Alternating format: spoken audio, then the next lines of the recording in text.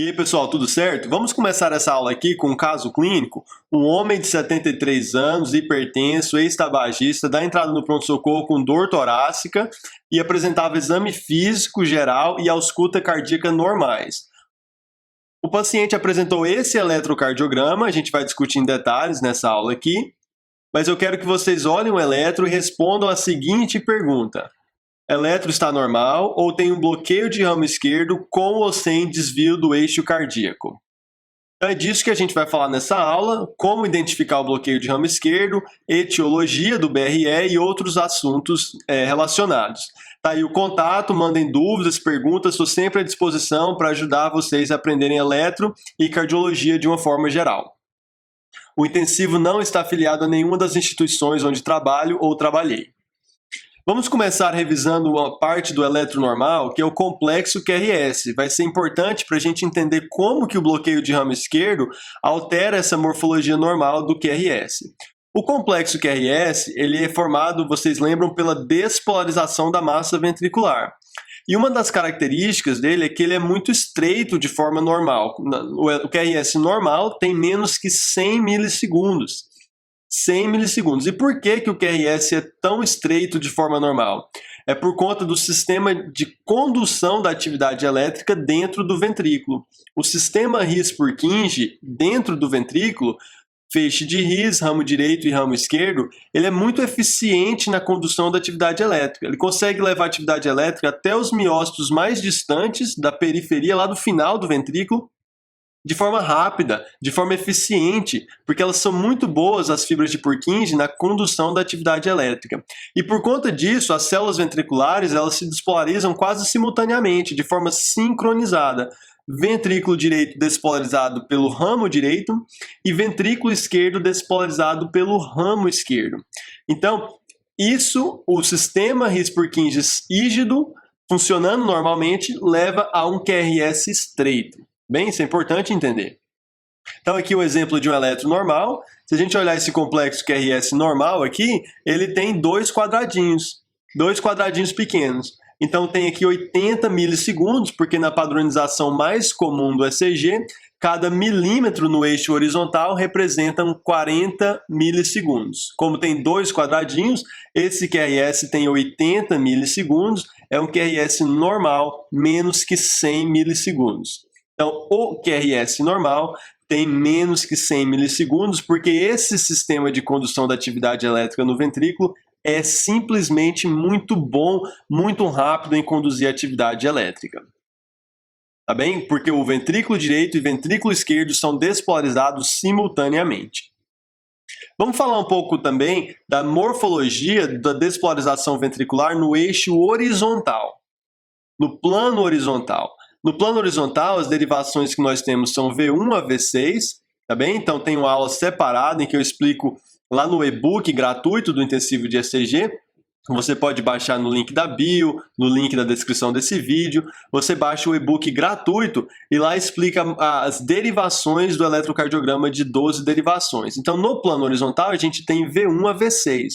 E está aqui a posição anatômica dessas derivações em relação ao plano horizontal, aqui representado por uma tomografia de tórax. Então a gente tem que a câmara mais anterior do coração é o ventrículo direito, a câmara mais posterior do coração é o átrio esquerdo.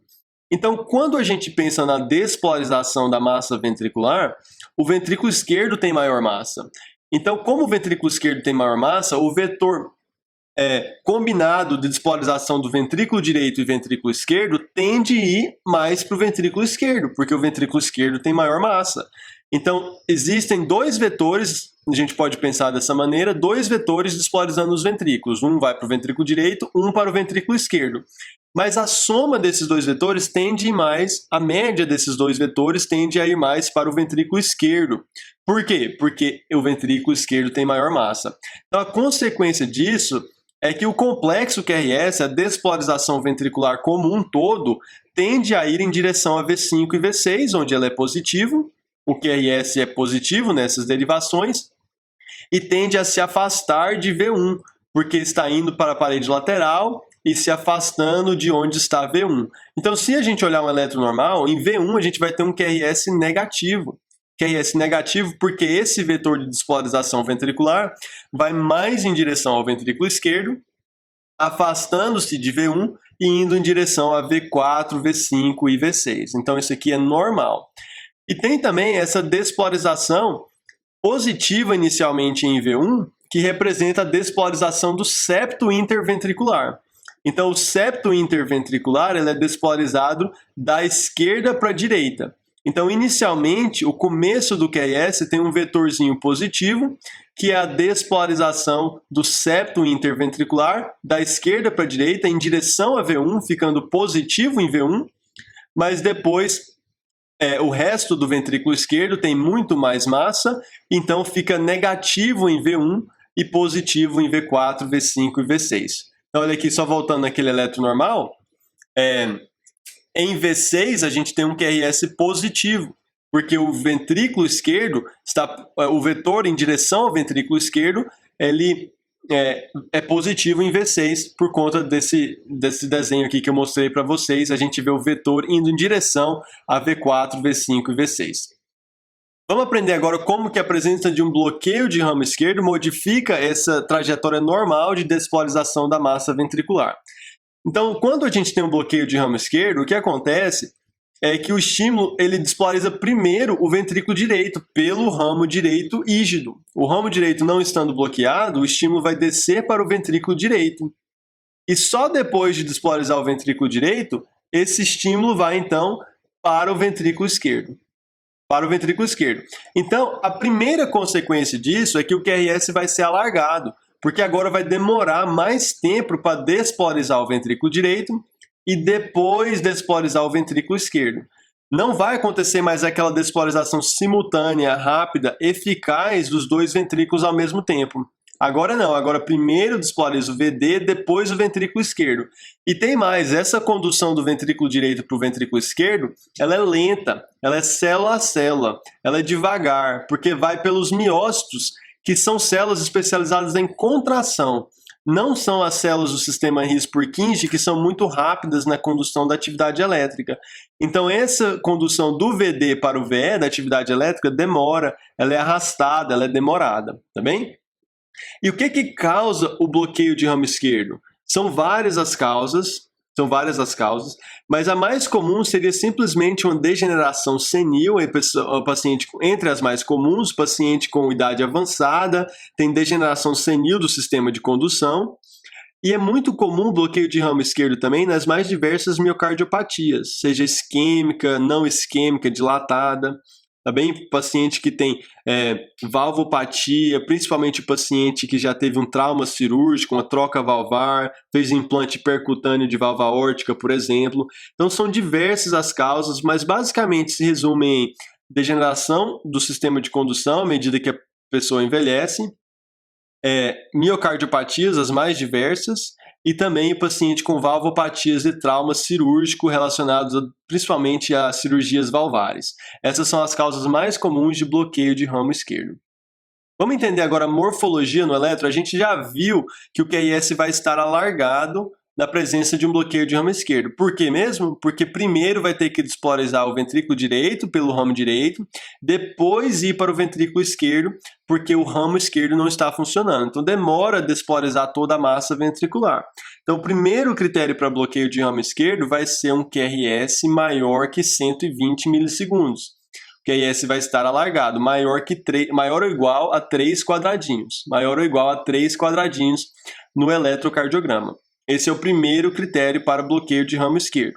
Além do critério de duração do QRS, tem que ter o critério de morfologia.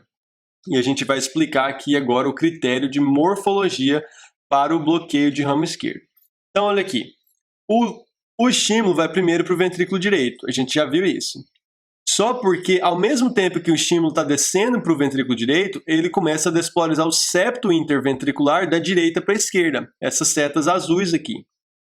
E a consequência disso é que o QRS, desde o começo, tende a ir em direção a V6 e afastando-se de V1. Porque o septo interventricular tem maior massa que a parede lateral, parede livre do ventrículo direito. Então, o vetor inicial no complexo QRS na presença de um bloqueio de ramo esquerdo já é da direita para a esquerda, por conta da despolarização do septo interventricular, da direita para a esquerda.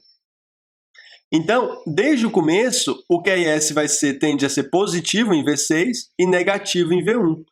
E depois, principalmente no fim do QRS, olha o que acontece. Agora você tem um vetor lento, demorado, célula a célula, miócito a miócito, conduzindo a atividade elétrica até despolarizar todo o ventrículo esquerdo. Então esse vetor aqui vai ser um vetor demorado, alargado, que pode causar aquele entalhe, aquele formato de torre no eletrocardiograma, e vai ser positivo em V6 nas derivações laterais como um todo, V5, D1, AVL, D1, AVL, V5 e V6. D1, AVL, V5 e V6 são as derivações laterais. E vai ser negativo em V1. Negativo em V1, porque esse vetor se afasta de V1 e vai em direção às paredes laterais. Então aqui em V5, V6, D1 e AVL vai ser um vetor positivo. Então agora a gente consegue entender todos os critérios de um bloqueio de ramo esquerdo. Em primeiro lugar, um QRS alargado, com duração maior ou igual a 120 milissegundos. 3 quadradinhos ou mais na padronização mais comum do elétron. Em segundo lugar, se a gente olhar as derivações laterais, V6, V5, D1 e AVL, não vai ter onda Q. No começo do QRS, você não vai ter uma onda negativa. Você vai ter um complexo QRS totalmente positivo nessas derivações. Vai ser totalmente positivo em V5, V6, D1 e AVL. Precisa ser em todas as derivações? Não necessariamente. Tem raras exceções e você pode ter bloqueio de ramo esquerdo de forma atípica também. Mas em algumas dessas derivações você vai ter então esse formato, esse QRS totalmente positivo, V5, V6, D1 e AVL, sem onda negativa no começo do QRS. Vai ser um QRS totalmente positivo. Vou mostrar para vocês um exemplo. E então você vai ter a onda R, a onda positiva alargada nessas derivações laterais, e a mesma onda vai ser negativa em V1. Elas são como se fossem o oposto uma da outra, um espelho. Em V6 e nas derivações laterais você vai ter um QRS totalmente positivo, em V1 você vai ter um QRS totalmente negativo, uma onda S totalmente alargada e negativa. Vamos ver o exemplo? Então, em V1, a gente viu que o vetor do bloqueio de ramo esquerdo se afasta de V1. Então, você vai ter essa onda S alargada, maior que 120 milissegundos, o complexo QRS. Olha aqui, tem 1, 2, 3 quadradinhos, 3,5. Então, é um QRS de 140 milissegundos. É um QRS alargado. Além de ser um QRS alargado, ele tem a morfologia de BRE. Qual que é a morfologia de BRE? Ele é negativo em V1, onda S alargada, totalmente negativo o QRS, e nas derivações laterais, como em V6, D1 e AVL, D1, AVL e V6, a gente vê um complexo QRS totalmente positivo e alargado também, 3 ou mais quadradinhos, sem onda negativa, sem onda Q no começo desse QRS. Então, isso aqui é a morfologia típica de bloqueio de ramo esquerdo. Totalmente negativo em V1, onda S, negativo em V1, e nas derivações laterais, D1, AVL e V6, a gente vê uma onda totalmente positiva. Então, vamos voltar no nosso caso clínico aqui agora. Esse homem, 73 anos, hipertenso, ex-tabagista, está no pronto-socorro com dor torácica.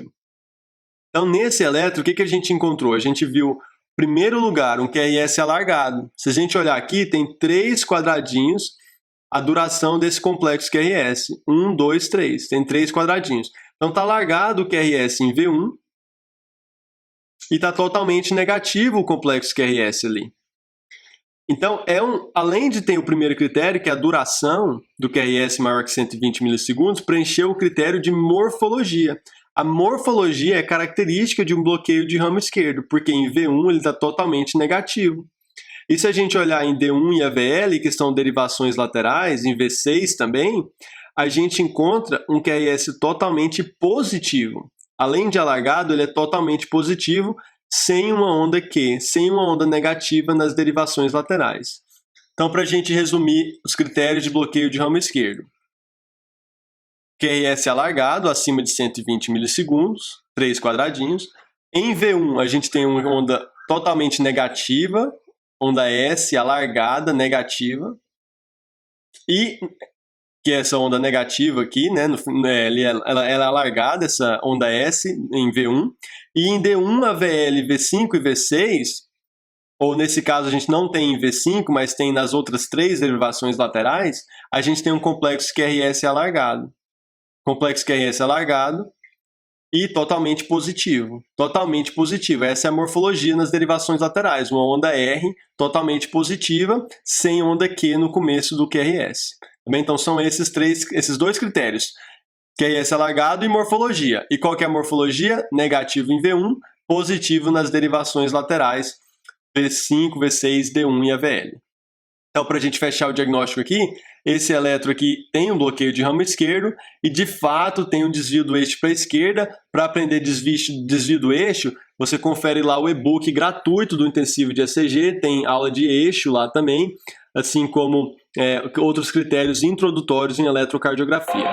Então, tá aí o Intensivo de ECG, o e-book, confere lá e você pode baixar no site do Intensivo de ECG ou no Instagram do Intensivo de ECG também. Tá certo, pessoal? Obrigado pela atenção de vocês e fica aí o contato para vocês mandarem dúvidas sobre essa aula ou outros temas em eletrocardiografia.